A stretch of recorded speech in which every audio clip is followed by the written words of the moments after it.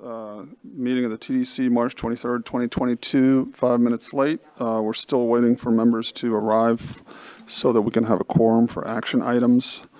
We can start with welcome and introductions. I'm Tom Hermanson with Ocean Partners Hospitality. Andrea Young with Melbourne City Council. Julie Braga, the residents in Melbourne. Christy Galzerano, Doubletree Oceanfront, Cocoa Beach. Peter Cranis, the Executive Director of the Space Coast Office of Tourism.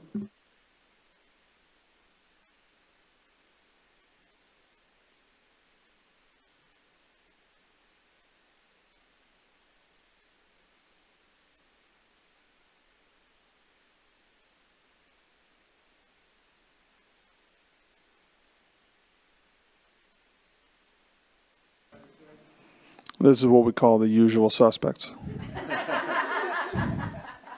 Online, we have Tim Booker, Jeffrey Barron, Rebecca Bosch, Commissioner Pritchett. Hello, Commissioner Pritchett. And do we have any other members if we scroll down to introduce?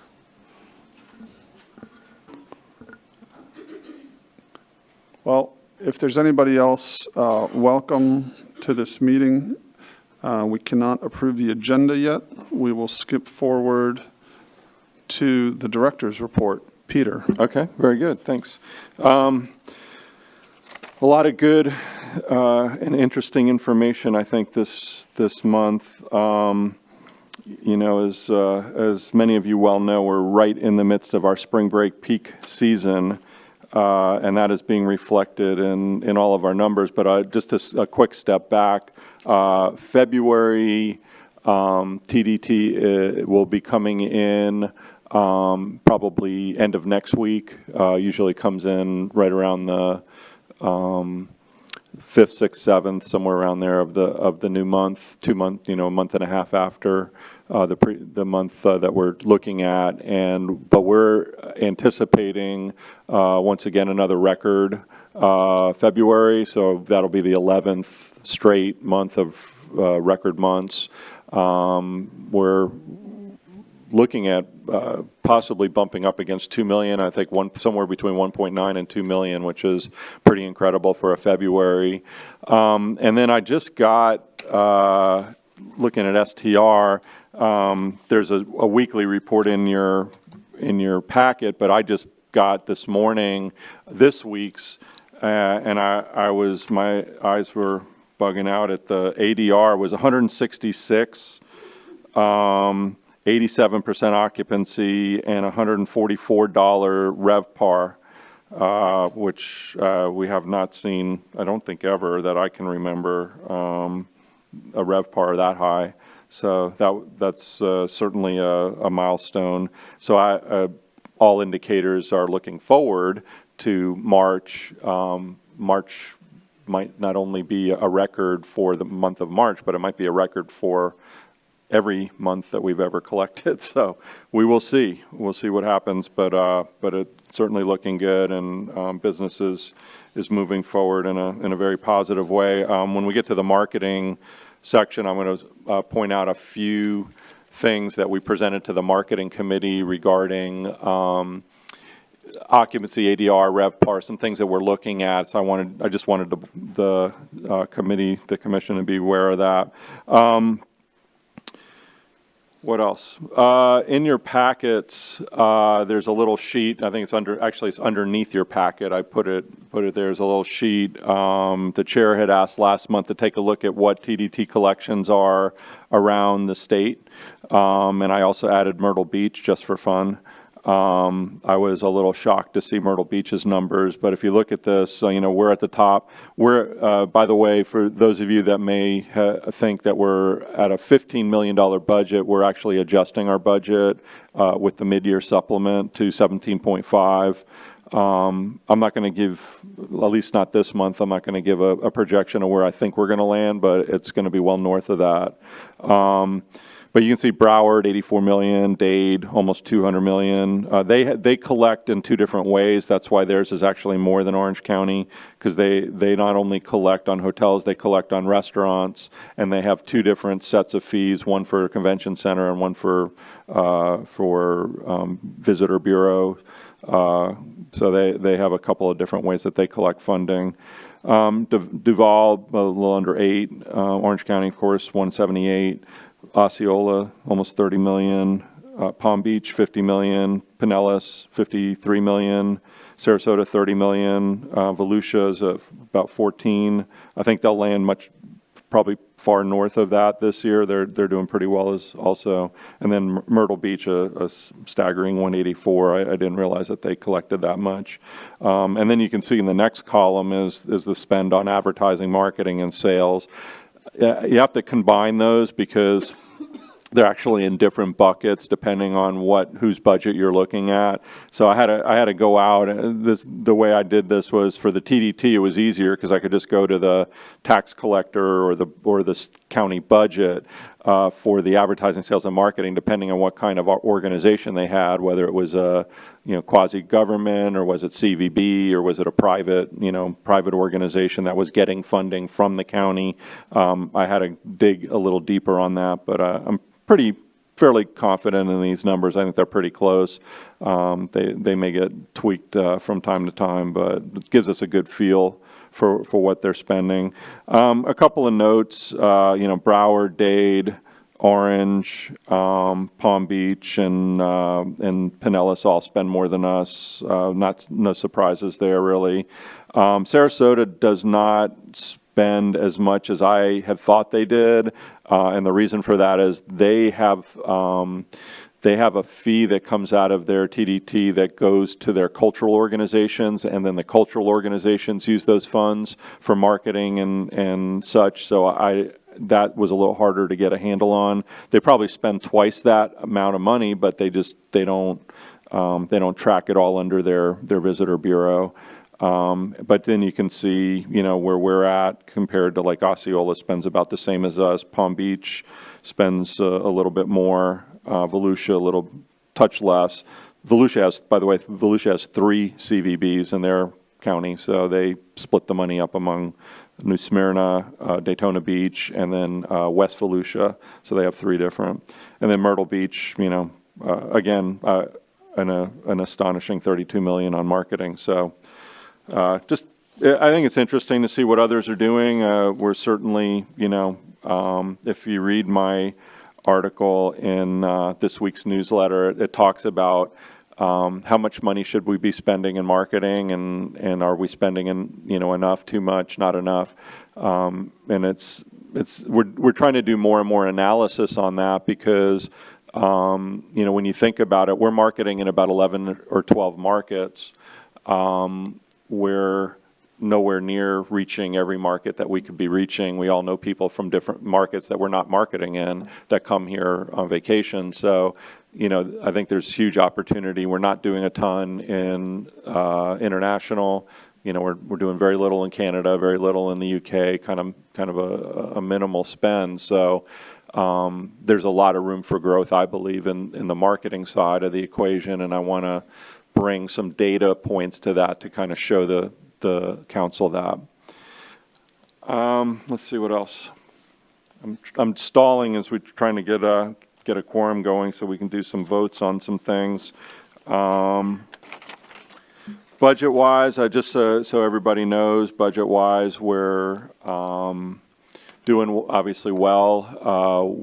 We have the mid-year supplements coming up before the board in 2 weeks.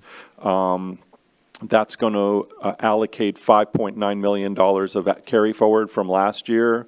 And then we're also, as I mentioned, we're raising our budget from 15 to 17.5 million. So they're going to add 2.5 million on top of that. We're not going to spend those funds. We just want those funds in the budget so they're recognized. Because what that does for us is as we're budgeting for next year, I will then be able to actually allocate those funds immediately. I won't have to wait till April. I'll be able to allocate them starting on October 1st. So it gives us a little more flexibility. But the reality is, I think we're going to land probably well north of 17.5 million, which means we're going to have carry forward again next year. And whatever carry forward above that number occurs, that will then be released right around this time of year in 23. So right around April, late March, early April of 23. So, but, you know, as far as our fiscal this year, we're doing really well. A couple of other, I'll give you a couple of other updates. For those of you that have not been to our new offices, we still have some build out to do, and we're going to be completing that in April. But for those of you that are coming to any of our committee meetings, we've got Capital tomorrow. Next week is Beach and Cultural. If anybody wants to come that hasn't been, please let us know. You're welcome to come for a committee meeting, or you just come and we'll give you a quick tour. But it's going really well. I think it's a great space. We are still in lease, I won't call them negotiations anymore. We're pretty well done with the negotiations, but we're in the lease drafting and signing for the new Visitor Information Center, which for those of you that maybe weren't around last year, we're putting that right on a block off of A1A on 520. So a very high traffic area. It's about an 800 square foot space. Requires some build out. So once we get the lease signed, which I'm hoping will be prior to April 1st, we'll get in there and we'll do some the work that we need to do there, and we're hoping to open this summer. So that's the goal. So that's pretty exciting. Staffing, real quick. I think most of you knew. I think I talked about it last time. Brian, our deputy director, resigned, and he's now left the organization. We are in the process of recruiting and going through the interviewing process for that position. Not sure if I'll have an announcement by the next meeting, but hopefully by May. I'll have a new deputy director I can announce. But in the interim, Erin Stranko, who's our sports commissioner and operations coordinator, announced that she's going to be leaving in May. Her husband's in the Air Force, and he got reassigned, and they're moving to Virginia. So she'll be exiting the organization at the end of May. So we'll be recruiting for a new sports person and operations person. We also have an opening for an accounting tech that reports to Jeff, our finance manager, and then we'll be hiring a couple of people for the Visitor Information Center. So we'll have some opportunity there to bring some people in. We've already been talking to people, so I think we're actually in good shape on that role. That's it, I think, for that, Mr. Chair. If we want to maybe move to the marketing, I can do a report out, and then we'll have to circle back on any voting items. But sounds good. Okay. All right. So in your, we're going to go to marketing. In your packet, starting on page 35 and they're on for quite a ways, I think 74, 75. There's a presentation there, and I'm not going to go through the presentation, but I just wanted to give some updates out of it because I think it's been very useful. This is a presentation we gave at the last marketing committee. We did a lot of analytics and got a lot of feedback from the committee. The goal was to bring the committee up to speed on how we got from where we started 2 or 3 years ago to where we are today with our campaign, but also looking at numbers, a lot of the numbers that we track and things like that. And then I subsequently presented the presentation to the Cocoa Beach Hotel and Lodging. Christy, you came in, I think, right as I was going through that. And that, again, just trying to get the community understanding, you know, kind of where we are, how we got there, and get feedback and input. And so that's always the purpose, is trying to get, you know, some insight and anything that we can learn. But if you look at that presentation, so 37 is just a quick recap. 38 was looking at some of the STR numbers, page 38, and you can see one of the things we talked about with occupancy is we're trailing occupancy. The occupancy is the only thing that's really trailing pre-COVID. But the difference is that if you look down at the chart below at rooms, where we were in 19, around 9,000, 9,500 rooms, now we're at 10,500 rooms. So we've grown in terms of inventory. So that puts downward pressure on occupancy, right? Because you're trying to fill all these new rooms. So what we started looking at was room night demand. So that's the chart to the right, which I think it gets very interesting. You can kind of see, if you look at that chart at the bottom right, you can kind of see the dip for COVID, what happened, and then coming back up. And basically, we've had 3 straight. When you're comparing to the 2019 year, we've had 3 straight quarters of growth in the last 3 quarters of 2021. We've had 3 straight quarters of growth in terms of the number of rooms that we're renting. If you look at the next slide, that's 39, that shows you the growth not only through this past year, but also what it's going to look like through 23. So we've got more rooms actually coming online in the next 2 years than we had in the last 2 years. So that, again, continued downward pressure on occupancy. That'll take a while to catch up with that, but I believe it will. It's just going to take a while to absorb those rooms.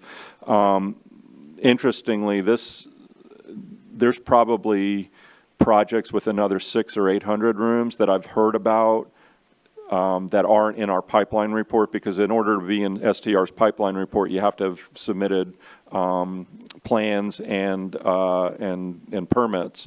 And so there's some new projects that you probably heard a little bit about. We had Margaritaville is a new project. I met with them. They're pretty solid people. The principal is an Orlando developer and done a lot of projects over there. So I think that's going to be going forward. And then the Westgate project, which we've talked about. Jack Kirschenbaum came at the last meeting and presented about that one. I think that's going to keep moving forward. So those are 2 projects that aren't even on our pipeline, so they're not even part of this 1,756 new rooms.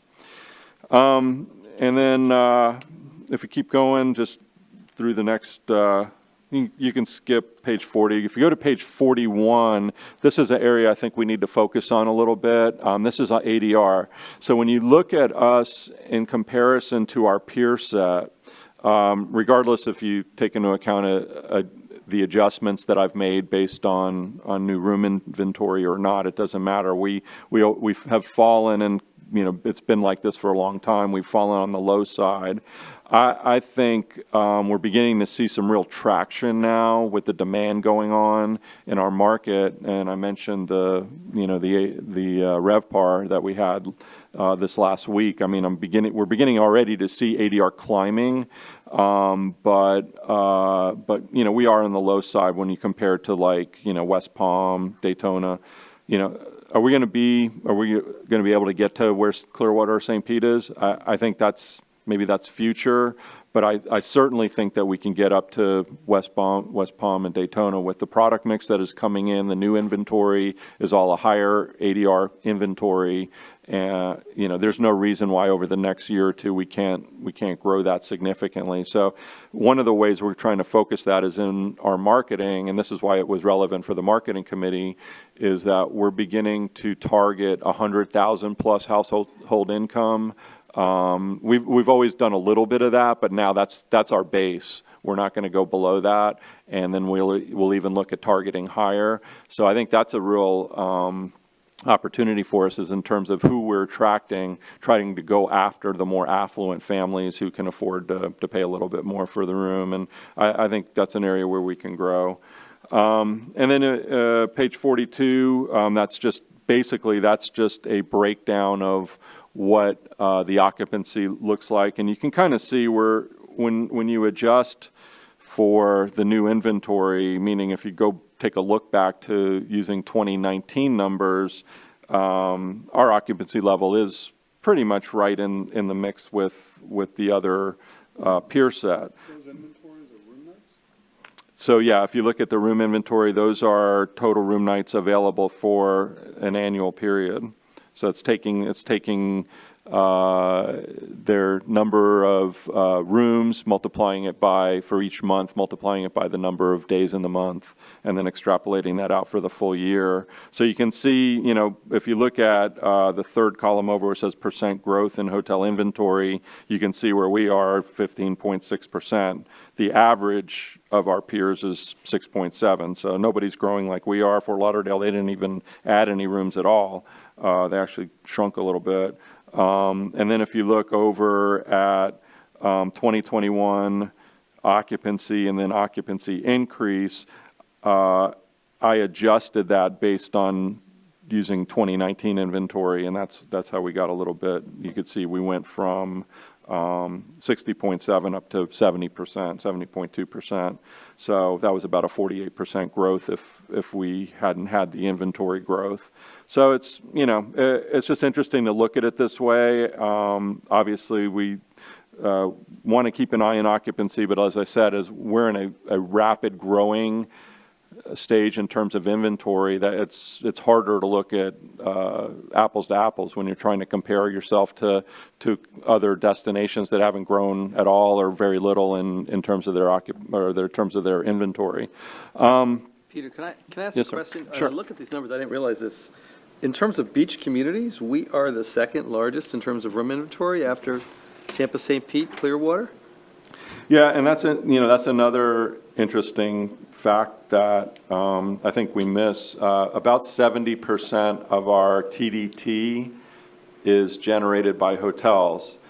If you look at other counties like Sarasota, for instance, they only have 2.5 million rooms. But they have a lot more vacation rental inventory than we do. So you know, that's probably the next piece of this report I'd like to do, is go out and look at vacation rental by market and see if we can't do a similar comparative with that included in it and see what that looks like. But yeah, you talk to a lot of the other, like Jacksonville, and a lot of these other destinations have more vacation rental almost than they have hotel inventory. So we're a little different. How much? Orlando, it's almost 1-to-1 if you throw in the Kissimmee. Yeah, if you had Osceola County, I think Osceola County is almost, 90% of their inventory is vacation rental, so yeah. Well, and Orlando's its own market, but I'm looking here going, after the Tampa, St. Pete, we're number 2. I assume Miami's its own unique beast, but in terms of beach tourism, it looks like we're the second biggest market in terms of hotel demand. Supply. Supply, yeah. Well, actually. But yeah. it translates into demand to some Yeah, I degree, think yeah. it's demand, 2.36 million Yeah. in terms of rooms rented last year. Yeah, so I didn't never realize we were that big a market. Yeah, yeah. I hope. And then just on the next, sorry, just one more slide of lots of numbers, but what analysis does. Tom has a special term for the analysis I like to do. Yeah, yes. But page 43 is RevPAR, and that just shows you again where we are from a RevPAR perspective. So, to me, our opportunity is growing ADR over the next couple of years, getting us up to where some of those other peers are. That's going to bring RevPAR with it, of course, because RevPAR is a function of occupancy times ADR. So, it's going to get us, I think, even higher, and I think we'll be in a better position. But, everything that I can see right now, if you look on page 44, just that's the 3 quarters that I was talking about. So second, third, and fourth quarter of 21 compared to the same quarters of 19. I mean, you can see we've obviously are growing in terms of that.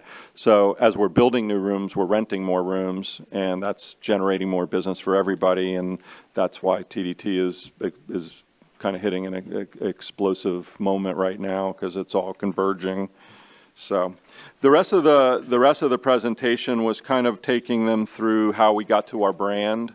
So most of you were, either involved or had been around during that process. But if not, if you'd want to just as a refresher, you can go take a look through it, but it just kind of recaps, here's the brand research we did, here's what we learned, here's how we took that research and developed a campaign. And then there are some new, I was going to point out, every time we have a new season, so we just launched our spring campaign, we've added some new ads. So I'm going to show you a couple of new ads since I don't think we have shown them to you previously. If you take a look, let's start at page 60. These are the new visuals that are in the airport. Remember, the airport is our way to attract people in that are visitors. So these are a baggage claim. These are as people are exiting the airport, but they're not the residents. We're not going after Orlando residents at the airport. We're going after, because if anybody's parked at OIA, you go through the tunnels, but that's for locals. The locals go through the tunnels, and that's where St. Pete has bought out those walls there. We're advertising to the visitors, and we're at the baggage claim, we're at the transportation section as they're getting their vehicle, their rental car, things like that. That's where we want to be. So these are some new ads that, again, play off of the new creative. Orlando's beach is just a short ride away. On the next slide, you see part beach, part launch pad, no tickets required. So again, playing off of that juxtaposition of sea and space.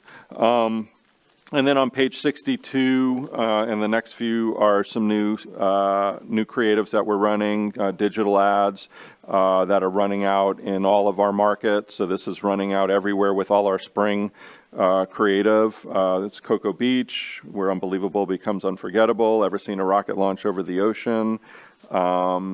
Next slide is Melbourne and the beaches, and we have the turtle and a satellite. The next slide is that's some of our social media. So that's just how it would look in the social media format. Page 65, that's some new creative again, where you see the cupola, the porthole from space, and then you're comparing that to the ring on a cruise ship. So just, refresher, we're still running a lot of the existing ads that we had previously, and we're kind of as we bring in new ads, we always kind of line them up against each other and see how they do, figure out which ones are doing better. So it's always nice to bring some new creative in, because you can kind of switch them out and see if they do better, or if they don't do better, then you can pull them and you can replace them. But we're always trying to do some measurement there. And that's about it. The rest of it is all programming that you guys have probably seen for the most part, but happy to answer any questions about that. One of the things we did I'm going to back up since Keith is here now, and we do have a quorum. One of the things we did at marketing was we talked about the money that we have for carry forward. That's carved out just for marketing. So the marketing piece of that 5.9 million was 2.764 million. And if you look on page 34, I am going to need a vote on this, but we went through this with the marketing committee, and we got support, obviously unanimous support there. But if you look at that slide, there are various projects, various things that we knew we wanted to do, things we were working on that maybe we didn't have budgeted at the beginning of the year, but we wanted to make sure we had funding for. And then also we knew our summer campaign was going to utilize a lot of carry forward dollars, so we were kind of planning for that. So if you look through, you can see some of these different projects. The airport campaign, all this new creative and all the things that we've been working on, we added a couple of positions there, so that was $100,000. Cellular device tracking tool, that was a new tool that we did an RFP for, and we moved away from our previous vendor to a new vendor called Intermix. We're beginning to see actually some great reporting out of system. That'll be something you'll be hearing about in the future. We're working with the airport here. They're building out, as part of the 2E project and the new terminal, they're building out a new visitor reception area, and they're giving us a wall space to do something interactive with. So we don't know exactly what that is yet. We're working on that concept, but we wanted to make sure we had some budget for it. In the social media space, TikTok has become a thing, as I've heard, and we have all the other social media platforms, but we did not have a TikTok activated yet. So we've got some ideas around it, and we want to spend a little bit of money in terms of putting our best foot forward when we launch that. Brochure distribution, we felt I think the last meeting we gave out the visitor guides. Am I right, or am I forgetting? If we didn't, we will make sure you see our new visitor guide. It's now a 4x9. It went from a magazine format down to a 4x9 because that's where most of them end up, is in racks that are that size, and most of them are along the highway. Well, we wanted, since we have a new visitor guide now, we wanted to expand that distribution and along 95, the Turnpike, all of those different arteries, and make sure that we have lots of exposure there. And then spring and summer campaigns, we're just adding, beefing up the media in both of those. We've talked about 2E before. We allocated a total of $300,000, but we've just started with $200,000 with them to help activate them and get their 150,000 or so passengers to make sure that they know that they can stay here, spend time here, all the things that they can do here. When they used to fly in Central Florida, they flew into Sanford, so people were used to flying into Sanford, hop in a vehicle or a bus or whatever they were taking to their hotel down to Orlando, and then they'd stay in the tourism corridor, and that was it, and they never leave. This is a very new destination for them, and by the way, yesterday was the first inaugural flight, just came in, and I was able to be out there on the tarmac and welcome them, and very exciting, first transatlantic flight that's ever come into Melbourne, so that was exciting. But, in order to educate their consumer, and their customers, we want to make sure that they know they should be staying here. This is a great base of operation. Sure, they're going to go over and do the theme parks for a couple of days, but we want to grab them for a good period of time, and so that's where some of these fundings is going. And then consequently, because we now have this direct pipeline from the UK, and I've talked about this before, we would like to have representation over there, so we have a person that is speaking with the travel agents, tour operators, all of the travel community over there, and driving traffic our way now. Kennedy Space Center has one. Many other destinations around the state have representation in Europe and the UK, so we have not had that for a very long time, and I think it's time for us to get back over there. As markets have opened up, I think it'll really it'll help us in that market, and probably even I'd like to have advertising dollars there as well, but I think as important is to have that travel industry reach out, from someone representing our office. So that's what that's for.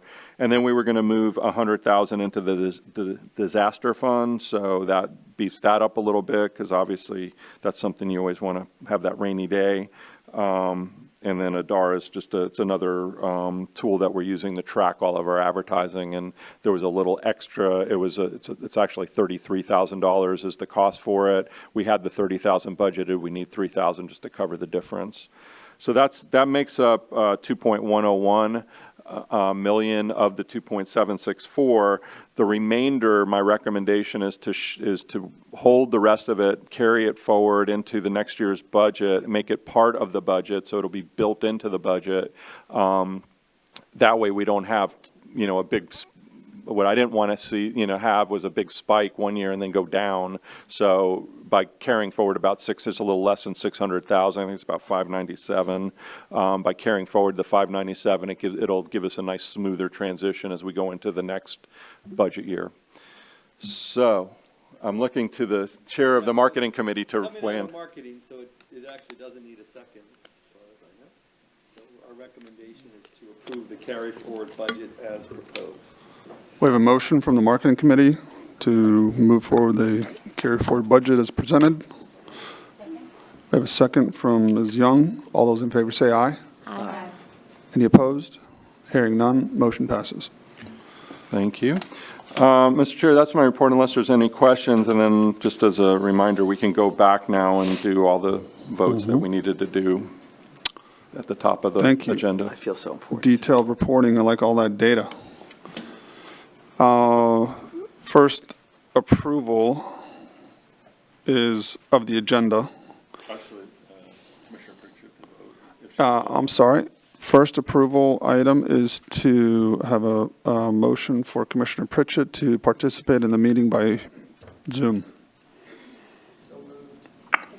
Motion and second. All those in favor say aye. Aye. Any opposed? Aye. Hearing none, motion passes. Second on the, under administrative, is approval of the Tourist Development Council minutes for February 23rd. Any comments or suggestions? So moved. Motion and a second. All those in favor say aye.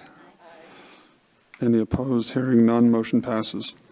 Third, we have committee appointments by Mr. Jarnes. Yes, he apologizes. He was unable to make it today, but here are his appointments. For marketing, Steve Linden, Port Canaveral. For capital, Jeff Robinson, Lytle Beckner Robinson. For beach, Bob Musser, Port Canaveral. For cultural, Aaron Collins, Space Coast Symphony. Motion to approve Mr. Jarnes' appointments, subcommittee appointments. I'll move. Julie Braga. Motion by Julie, Second. second by Christie. All those in favor say aye. Aye. Any opposed? Hearing none, motion passes. We covered Peter's report, very thorough. We have, is there any additional marketing update from Charity to be had beyond what you Charity, presented? did you have anything? Yeah, he covered it. Keith, did you have any comments? Boss got your back. Next meeting is at the zoo. The request is some styrofoam in the ceilings, where I recommend anybody interested in that meeting actually attend in person because it's very hard to hear on the phone. There's such an excellent echo in there. Capital facilities report. So, also, Giles was unable to attend today. He's apologized. Our next meeting is actually tomorrow at our offices. So anybody obviously is welcome to attend that. We'll be going over the 10-year budget projection and the guidelines and other criteria for the application and everything for selecting the capital facilities grant for this year. So that it'll be an active meeting. March 24th in Cocoa Beach. Everybody's welcome. Beach Improvement Committee. We're just having our first meeting on March 29th at 2 p.m., also at the TDO offices. And that meeting will be going over the 50-year plan. I just found out from Mike McGarry with Natural Resources that they're having to do an addendum to the agreement with the Army Corps of Engineers. And part of that agreement is that we have to just show our solvency, show our ability to continue to support the beach renourishment program. So the 50-year beach plan is part of that. So we'll be bringing it to the committee and then to the TDC for basically for acceptance, just so they can see that. And then it'll actually be submitted as part of the addendum when it goes to the board. So that'll be I think a really good meeting. And then we'll also be talking about grants and criteria for the IRL grants and all of those. So that should be a really active meeting. Yeah. Thank you. Worth repeating on the record, if we don't have matching beach funds, the Army Corps doesn't fund our beach renourishment. We should all keep that in mind. I think also on the agenda is beach reserves. Right, Right, so beach, so we're gonna be beach discussing that reserves, as putting well, funds Tom. into beach reserves, yeah. And then we're also going to have the, Hub SeaWorld, folks are going to be coming in, I think from San Diego, as well as the local folks, so it's doing a presentation. So yeah, that should be a meaty meeting. They always are.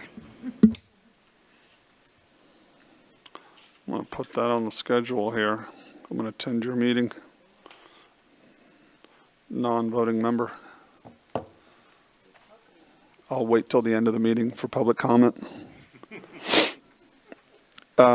Sports committee report with an action Okay, so item. I'm going to put my, my Mr. Jarnes hat on. We had a meeting of the sports committee, and they reviewed the guidelines. The guidelines for that meeting start on page 77 in your packet. And there was only one change that was suggested. So that change is actually on page 81, and I am going to need a vote. There was a unanimous vote to support the new guidelines, but I'll need the TDC to do the same.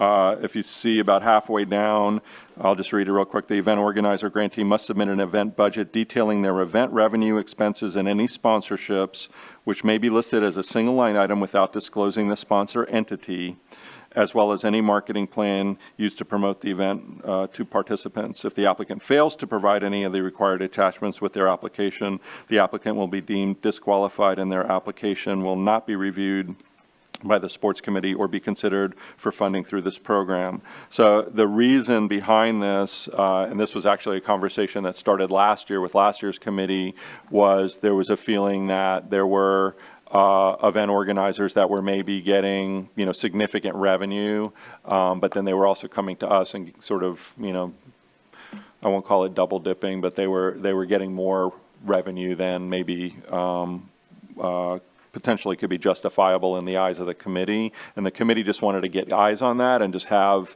the ability to review it. And as we were talking about sources of revenue and sponsorships, that does become a little sensitive because we do have, for-profit businesses, which is perfectly fine, seeking grant funding, and they're out there, selling sponsorships to multiple partners. They don't necessarily want their partners to know in detail, this partner A gave me this and this partner B gave me this. They may not want to know that level of detail, so that's why they addressed it by saying it could be just given as a lump sum single line item, but at least it gives the committee the ability to understand what the revenues are as well as the expenses of the event. So that was their rationale, and they voted unanimously to support that change.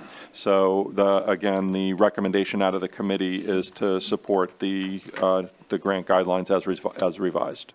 I think that's great language. Entertain a motion to approve the or a second to approve the recommendation. You don't need either. It's a motion out of committee, so it just Yeah. goes to a vote. Don't we need a second?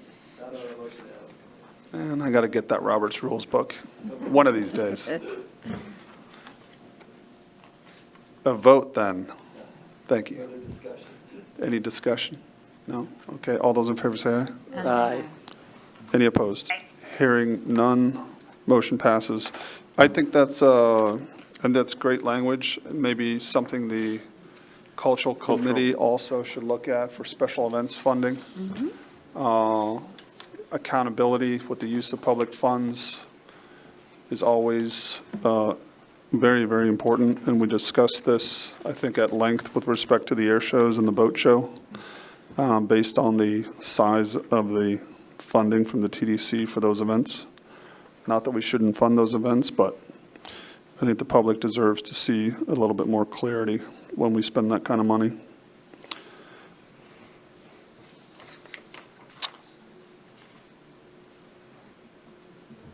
Cultural Committee report.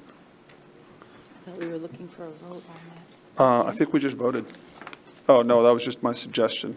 Perhaps in the cultural committee, you might, Absolutely. just suggestion, maybe look at similar language for special events. Absolutely, good suggestion, thank you.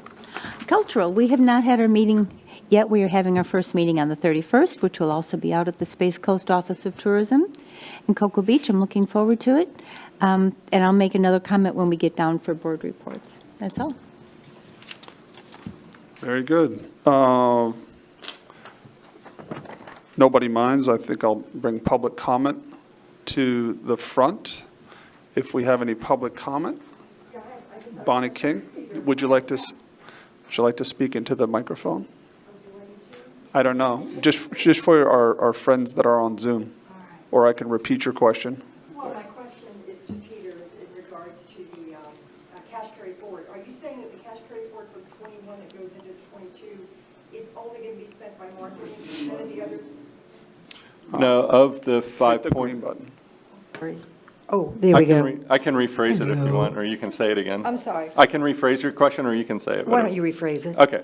Bonnie King's question was, of the cash carry forward from 21 into the 22 budget, were the numbers I were giving 100% of that carry forward going to marketing? The answer is no. The 2.764 million is the percentage out of the 5.9 million carry forward that is allocated to marketing. All of the other carry forwards are automatically bucketed by county ordinance. So they're already sort of dictated. Every fund, if you recall, gets a percentage. So out of that 5.9 million, the zoo will get its share, capital facilities. I knew that. My Okay. question was, it looked like you were taking some of the cash carry forward and using it for marketing, but the other committees weren't going to get to use that money, that it's going to be forwarded to their next year's budget. Was that what I was hearing?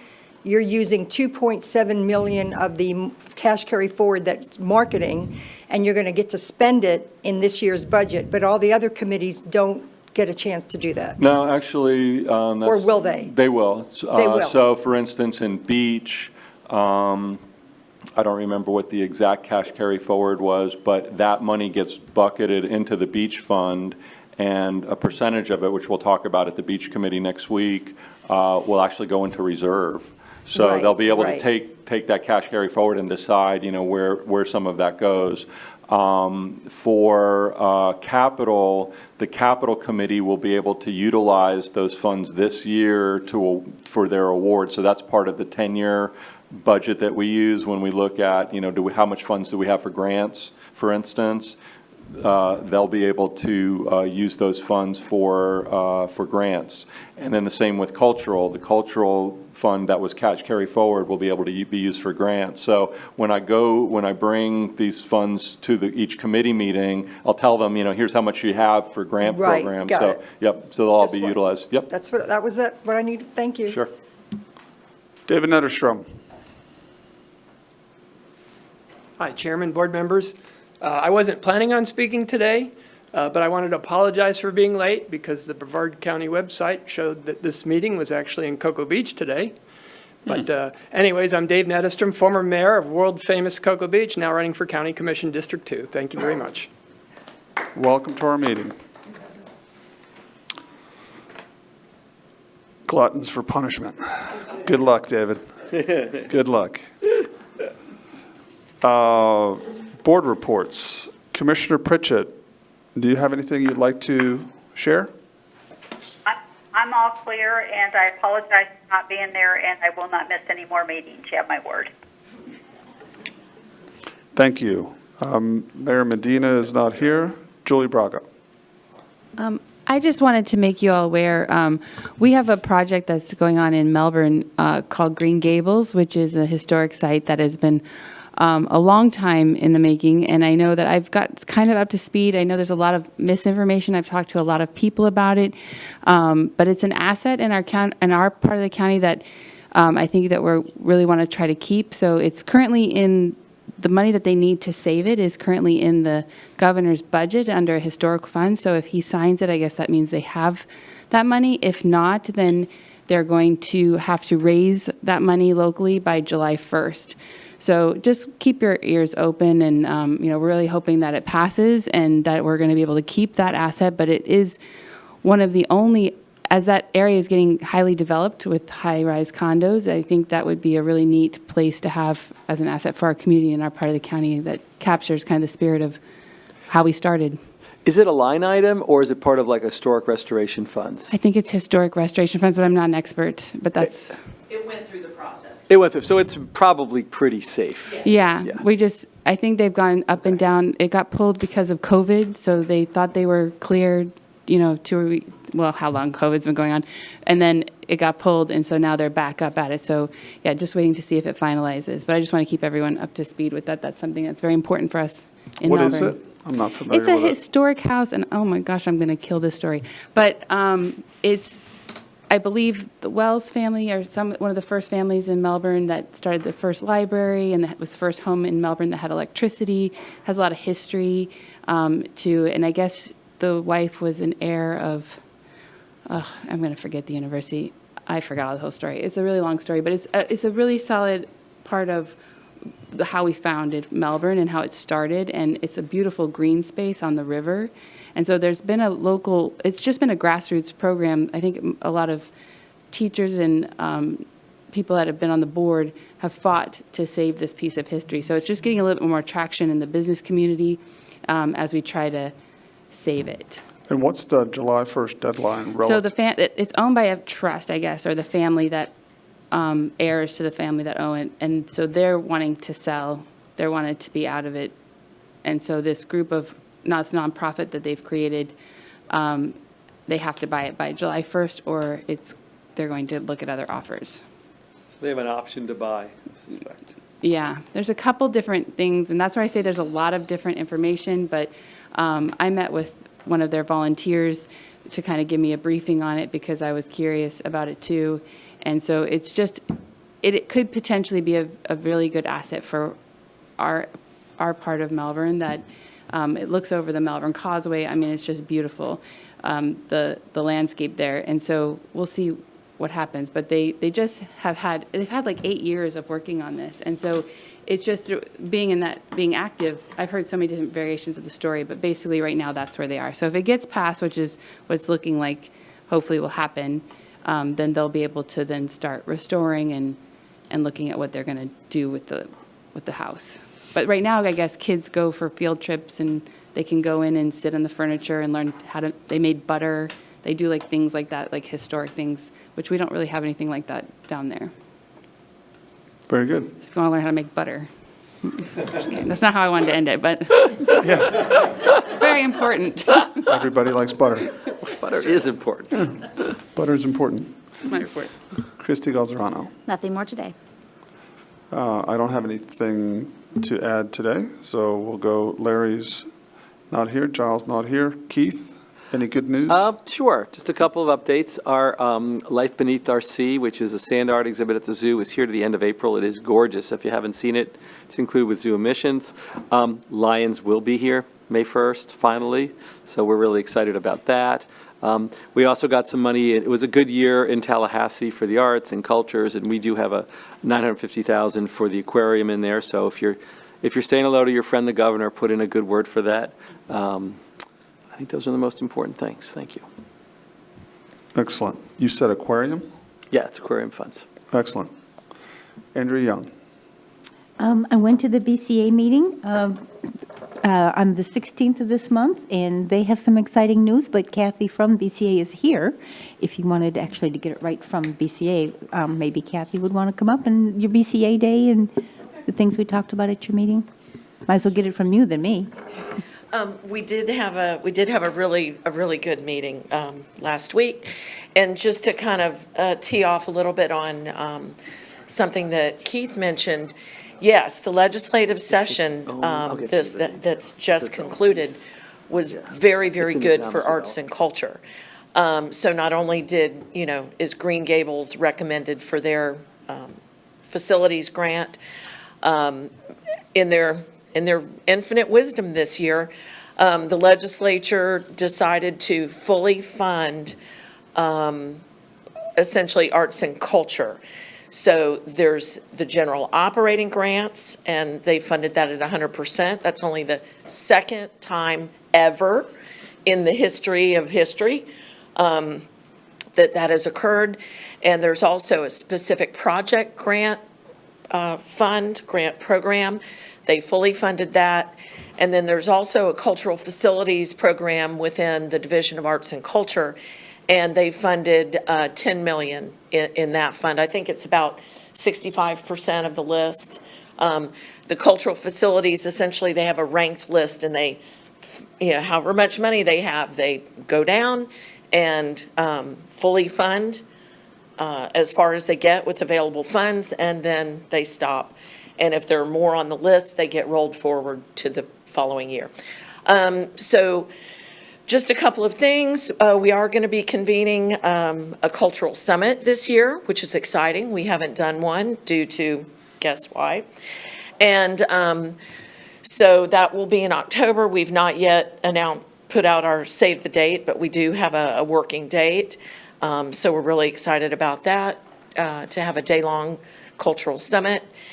And then we are going to be doing our third BCA Day, which is a relatively new initiative. And what that is cultural organization is having an event. They wish to host us, and BCA board members and staff members can attend. And it's a way for not only BCA to get out into the community, but also to show our support for our stakeholders and be present and be seen. Is there anything else I should mention that I'm not? that was Okay, it. We had a so good those are the high points. Thank you. Thank you. Thank you Kathy. very much. That's my report. Thank you. Thank you. Peter, you get the last word. Thank you. One last thing. Those of you who've been in the community for a while may remember that back in 2019, there was a tourism and transit summit. It was a kind of a joint half-day session between our office and Space Coast Area Transit, kind of highlight the need and importance of transportation as well as tourism. And this year we are going to be doing it again. It's been postponed 2 years in a row because of COVID, et cetera. But it's going to be May 26th at Kennedy Space Center. All of the TDC and its committees will be invited. It's going to be an invitation only, and the reason is they're still under some COVID protocols there, and it's going to be very restrictive in terms of how many people. So keep an eye out, because when that invitation comes, the RSVPs will be counted quickly, and so I want to make sure all of you are able to attend. This year's keynote speaker is going to be from Space Perspectives.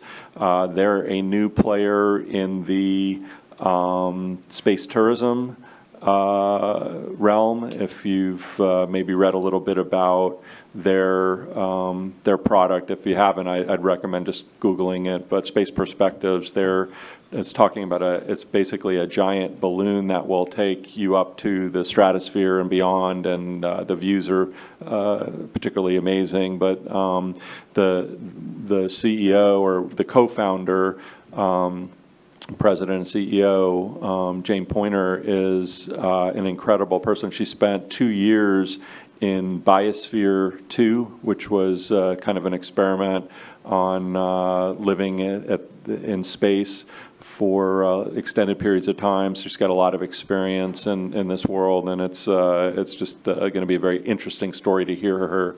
But there'll also be speakers from Space Coast Area Transit, TPO, FDOT. I've got a session that I'll be doing, a short session kind of talking about our recovery and what that looked like coming through the COVID years. Space Florida will be there with an update, and Kennedy Space Center Visitor Complex will be doing an update on some of their new things going on. In fact, they've got a new attraction out there that understand will be opening in late April, May time period. So should be exciting to kind of hear from them. And that is my report. Thank you very much. Anything else to come before the committee? We're adjourned. Thank you.